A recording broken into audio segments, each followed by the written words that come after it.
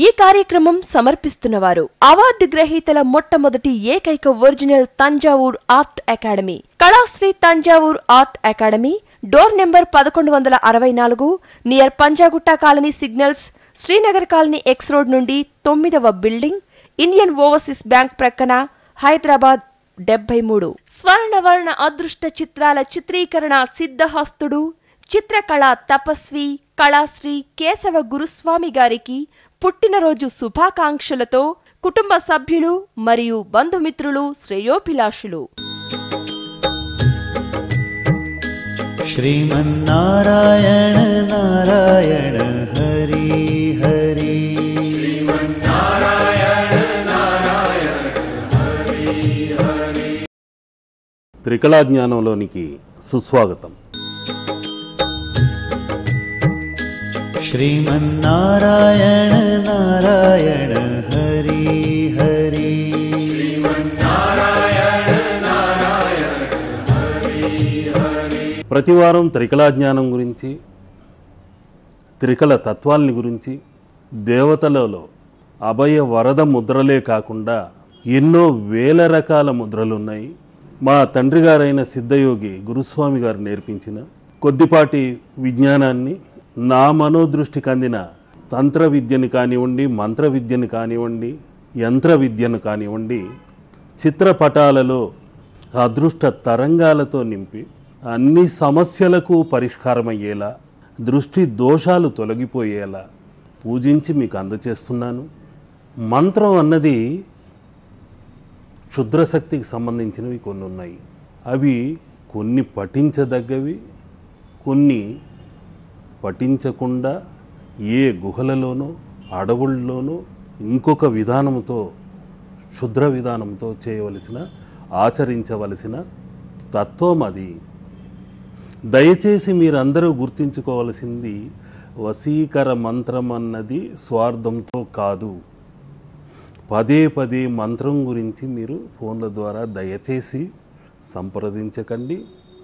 సమస్యలు ఏవైనా ఉంటే క్లుప్తంగా 2 మాటల్లో, అయ్యా నా సమస్య ఇది, దీనికి పరిష్కారం కలిగించే ఆ ముద్రలున్న భగవంతుడేదో నా రాశికి తగ్గ, నా సంఖ్యకు తగ్గ, నక్షత్రానికి తగ్గట్టుగా ఆ అదృష్ట దైవాన్ని, అదృష్ట కిరణాల్ని, తరంగాల్ని అందులో ప్రసరింపచేసి నాకు అందివ్వండి అంటే, త్రికరణ శుద్ధిగా నేను అందుకనే బ్రహ్మీముహూర్తంలో నిద్రలేచిన వెంటనే ఆ దేవతలను చిత్రీకరించడం తప్ప నాకు మరొక్క పని లేదు. మీకందరికీ అదృష్ట తరంగాల్ని అందించే దేవతామూర్తులని ఇవ్వాలని, ఒక అదృష్ట దేవాలయాన్ని నిర్మించాలని నా ధ్యేయం, లక్ష్యం. పదే పదే ఈ విషయాన్ని ఎందుకు గుర్తు చేస్తున్నానంటే, అనవసరమైన విషయాల్ని సాగదీసి మళ్ళీ పదే పదే సమయాన్ని వృధా చేసుకుంటూ, నా సమయాన్ని దుర్వినియోగపరుస్తూ, దయచేసి ఫోన్ల ద్వారా సంప్రదించకండి.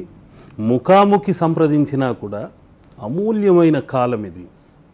ఒక్క క్షణం వెళ్ళిపోతే మళ్ళీ వెనక్కి తీసుకురాలేము.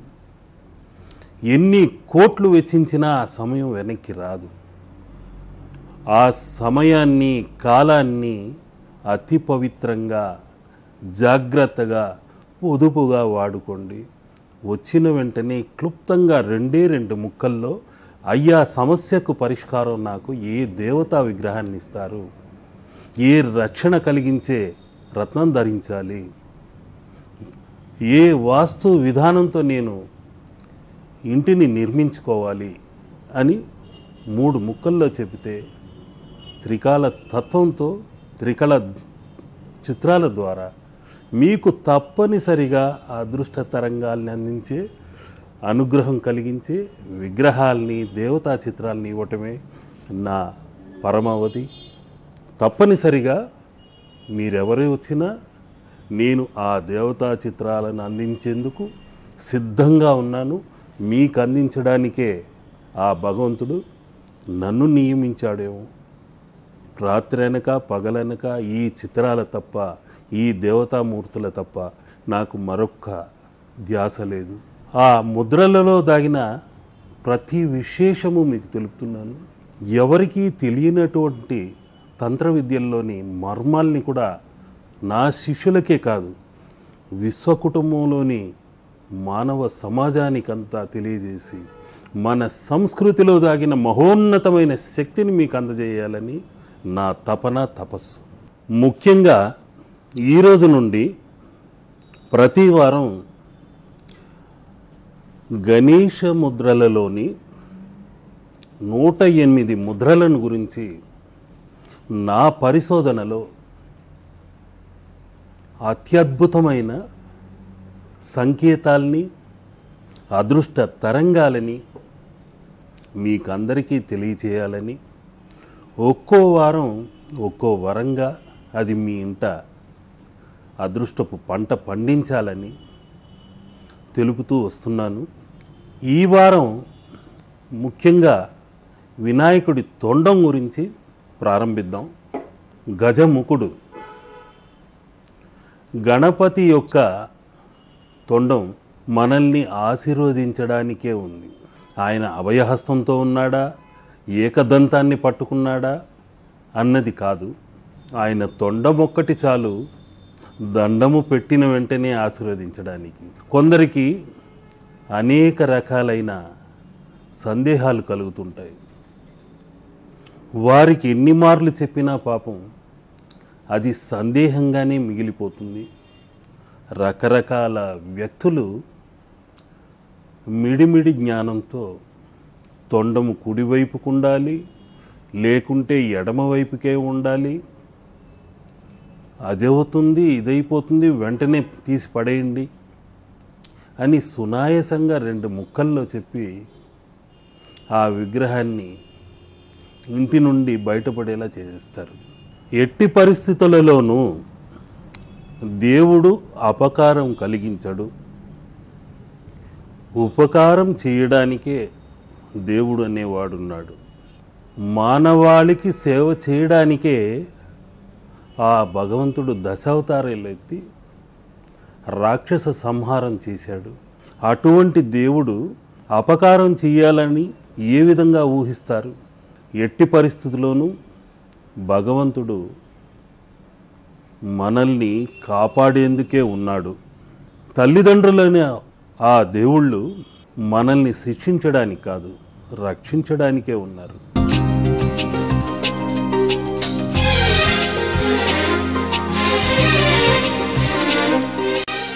వినాయకుడు కుడి తొండము ఎడమవైపు ఉంటే, కుడివైపు ఉంటే జరిగే అపకారం ఏమిటి అని అడుగుతున్నారు, కానీ ఉపకారం ఏమిటి అని అడగటం లేదు ఎవరు.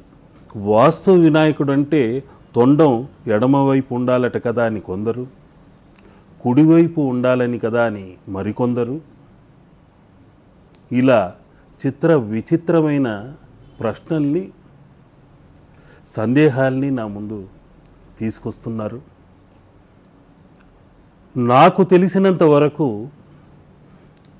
అటువంటి పద్ధతి ఎక్కడా లేదు, ఏ శాస్త్రాల్లోనూ లేదు. ఆ విఘ్న వినాయకుడి తొండం ఎడమకున్నా కుడివైపు ఉన్నా తప్పు లేదు. ఏ శాస్త్రాల్లోనూ ఆ విధంగా ఎవరూ తెలపలేదు.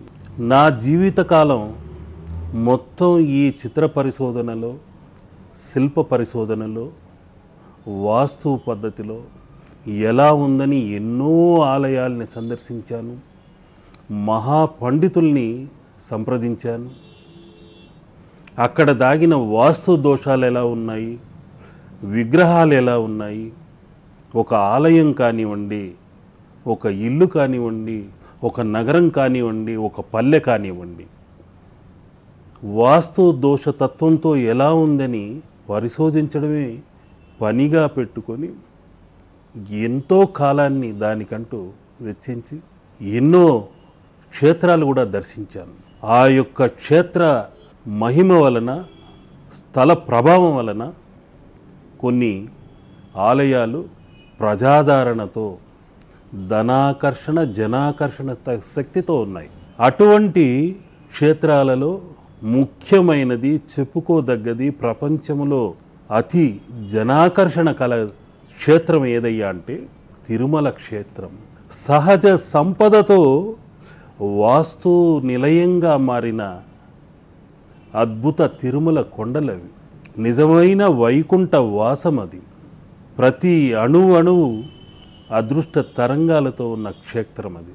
అందుకని శంకరాచార్యులు ఒకానొకప్పుడు శక్తి రూపంగా ఉన్న ఆ విగ్రహమూర్తికి, ఆగ్రహ రూపం ఉన్న ఆ మూర్తికి శాంతమూర్తిగా కొలిచి జన ధన ఆకర్షణ శక్తి యంత్రాలను ప్రతిష్ఠించాడు. శ్రీ యంత్రం అన్నది ప్రతిష్ఠించిన తరువాతే ఆ శ్రీ వెంకటేశ్వరుడు, ఆ శ్రీనివాసుడు నిత్యం వడ్డీ కాసులను తెచ్చుకుంటూనే ఉన్నాడు, ఇచ్చుకుంటూనే ఉన్నాడు. ఆయన ఇచ్చేది వడ్డీ కాసులు కాదు, అనుగ్రహ తరంగాలు. ఎన్నో కోటాను కోట్ల జనులకు వరాలు.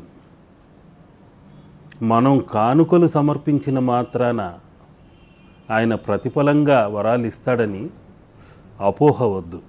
స్వర్ణవర్ణ అదృష్ట చిత్రాల చిత్రీకరణ సిద్ధహస్తుడు, చిత్రకళా తపస్వి కళాశ్రీ కేశవ గురుస్వామి గారికి పుట్టినరోజు శుభాకాంక్షలతో కుటుంబ సభ్యులు మరియు బంధుమిత్రులు, శ్రేయోభిలాషులు. श्रीमन्नारायण नारायण हरि हरि श्रीमन्नारायण नारायण हरि हरि. ఇక వెంకటేశ్వరుడి నుండి విఘ్నేశ్వరుడి క్షేత్రమైన కాణిపాకం ఒకటి ఉంది. ఆ విఘ్నేశ్వరుడి నిజమైన అనుగ్రహ తరంగాలు అక్కడున్నాయి. చిత్తూరుకు అతి సమీపంలో ఉన్న కాణిపాకం ఆలయంలో నాకు తెలిసి నేను చూసినప్పుడు ఈ మాత్రం పరిమాణంలో ఉన్న వినాయకుడు అలా పెరుగుతూ పెరుగుతూ బావిలో ఇంత వాడై మహాగణపతిగా పెరిగిపోయాడు. ఇదొక ఆశ్చర్యకరమైన విషయం. నిత్యం నేను ఆ కాణిపాక ఆలయానికి వెళ్ళి ఆడుకునే రోజులు ఉన్నాయి. ఆ బాల్యదశలో ఎక్కువ కాలాన్ని ఈ నూతిలో ఈ వినాయకుడు ఎలా వెలిశాడబ్బా అనేది నాకు ఒక వింతగా ఉండేది. ఆ వినాయకుడి సందర్శనతో నాకు అనేకమైన చిత్ర విచిత్రమైన సృష్టికి సంబంధించిన దృష్టి ఒక విధంగా అందింది. పిచ్చివాళ్లాగా ఎక్కువ వినాయక విగ్రహాలే, చిత్రాలే చేసుకుంటూ ఉండేవాడిని. నాకే కాదు, ఎవరికైనా బొద్దుగా ముద్దుగా ఉన్న బొజ్జ గణపయ్యని చూస్తే అందరికీ ఇష్టమే. ఒక సున్న గీయటం, ఇలా ఒక గీత గీస్తే తొండంగా మారటం, చిత్ర విచిత్రంగా ఆ రూపం అందరికీ సాధ్యమయ్యే పద్ధతిలో, అది బంకమట్టి కానివ్వండి, చిత్రం కానివ్వండి, రాయి కానివ్వండి, చాలా సునాయసంగా ఆ రూపాన్ని సంతరించుకొని మనకు దర్శనం కలిగిస్తాడు ఆ విఘ్న వినాయకుడు. ఇప్పుడు విఘ్నేశ్వరుడి తొండము గురించి శ్రీకారం చుట్టి, ఆయన తొండము ఎడమవైపుకుండాలా కుడివైపుకుండాలా అన్నదాన్ని నేను మీకు వివరించి చెప్తున్నాను. ఇది మొట్టమొదటి ముద్ర. ఆ తొండమునకు దండము పెట్టి ప్రారంభిద్దాం. శంఖములు 2 ఉన్నాయి. ఈ శంఖము యొక్క ఆకారము వినాయకుడి తొండములాగానే ఉంది. ఇక్కడున్న సహజమైన కిరీటం ఇది. ఈ వినాయకుడి ఆకారముతో ఉన్న శంఖము వలమపురి శంఖము.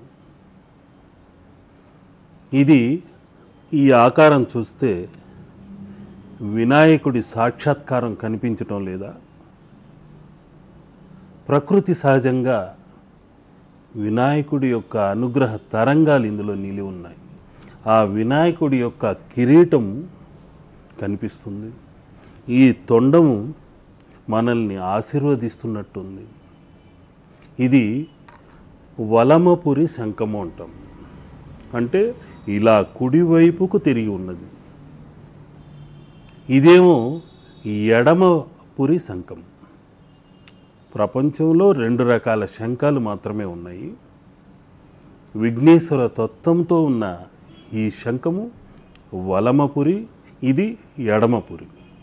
ఇదేమో ఎడమవైపుకు ఇలా తిరిగి ఉంది. ఇది కూడా వినాయకుడి యొక్క కిరీటం పోలి ఆ ముఖం ఉన్న ప్రాంతం ఇది. ఇది తొండము యొక్క ఆకారము. ఈ రెండింటిని మీరు చూశారంటే అతి విలువైనది. ఎడమపురి శంఖం అన్నది అన్ని ప్రాంతాల్లోనూ దొరుకుతుంటుంది, విరివిగా దొరుకుతుంటాయి. కానీ వలమపురి మాత్రం అరుదైన శంఖం ఇది. హంసలు కొన్నే ఉంటాయి, కాకులు వేల కొద్దీ కావు కావు అని అరుస్తుంటాయి.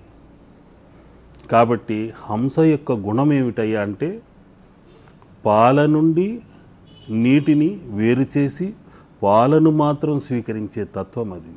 అటువంటి తత్వము గల తెల్లటి వర్ణంతో ఉన్నదే దేవదత్తమైన శంఖము, విఘ్నేశ్వర ఆకారము. ఈ వలమపురి ఎడమపురి తొండములనేవి ఎలా ఉన్నాయని తెలపడానికే నేను ఇప్పుడు ఈ రెండింటిని చూపిస్తున్నాను, అంతేకాని వ్యాపార నిమిత్తంగా కాదు. ఈ 2 శంఖాలు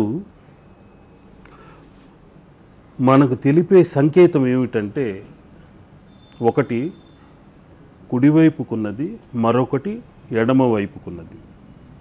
ఈ ఎడమవైపు ఉన్నదాన్ని మోక్ష గణపతి అంటాము, కుడివైపు ఉన్నదాన్ని లక్ష్మీ గణపతి అంటాము. ఈ 2 గణపతులు ఎలా ఉన్నా తప్పు లేదు.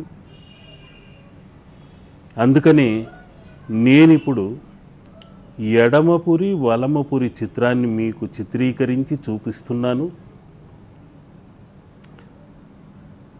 ఈ చిత్రం ఎడమపురిగా ఎలా మారింది, వలమపురిగా ఎలా ఉంది అన్నది శంఖము చిత్రంలో ఉన్న ఈ చిత్రము మీకు అందులోని పరమార్థము తెలుపుతుంది. అందుకని ఒక్కొక్క చిత్రానికి సంబంధించి ఒక చిత్ర కదంబం మీకు తెలియజేయాలనుకుంటున్నాను. కుడివైపు ఉండాలా ఎడమవైపు ఉండాలా వినాయకుడి తొండము అన్న ప్రశ్నకు నా సమాధానం ఈ వారం అందించే చిత్ర కదంబ గేయం. వక్రతుండుడీ తొండంబు ఎటులున్ననేమి, వక్రంబగు ఆలోచనలను కట్టిపెట్టి సక్రంబుగా నీవు దండంబు పెట్టు, ఏ గండంబు నీచెంతరాదు. కుడివైపు ఉన్నంత మాత్రాన నడమంత్రపు సిరి నడిచి వచ్చేనా, ఎడమవైపు ఉన్నంత మాత్రాన ఎడతెరపులేని కనకదార కురిసేనా, తెలుసుకో మానవా తెలిపేను కేశవ. ఈ వారం చిత్ర కదంబం గురించి చెప్పాను.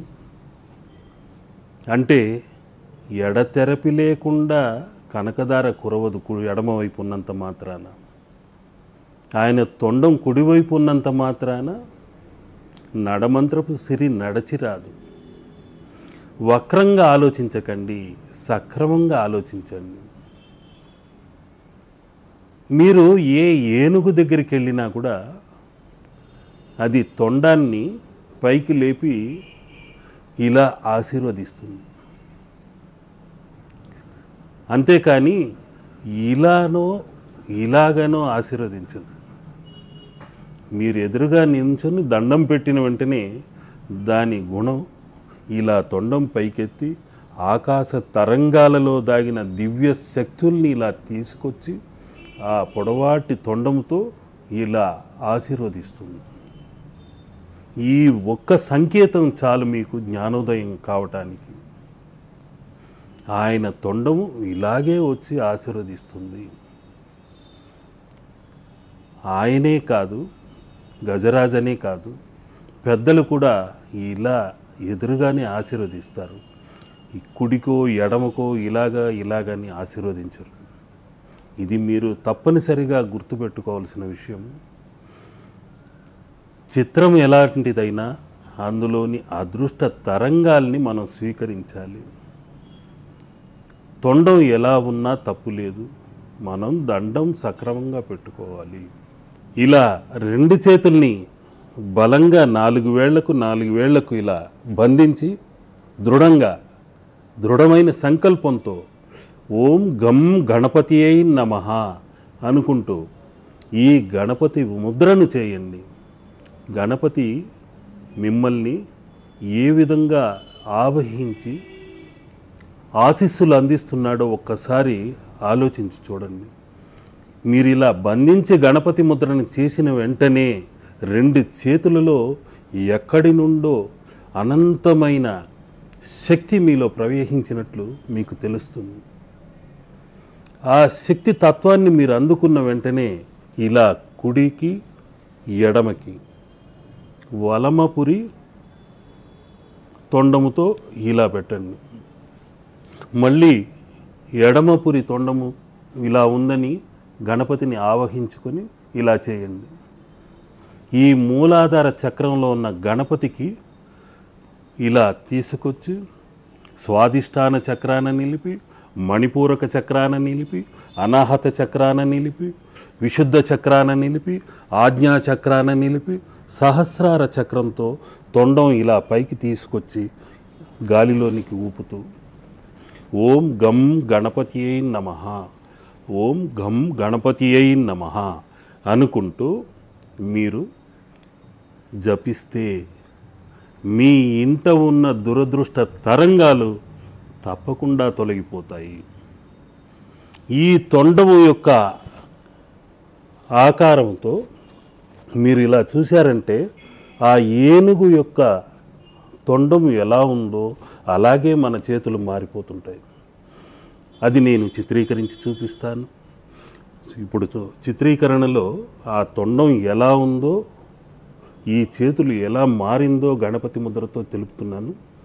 అంతేకాకుండా మీరు ఈ పద్ధతిలో గం గణపతి అయి నమః అంటూ మూలాధారాన్ని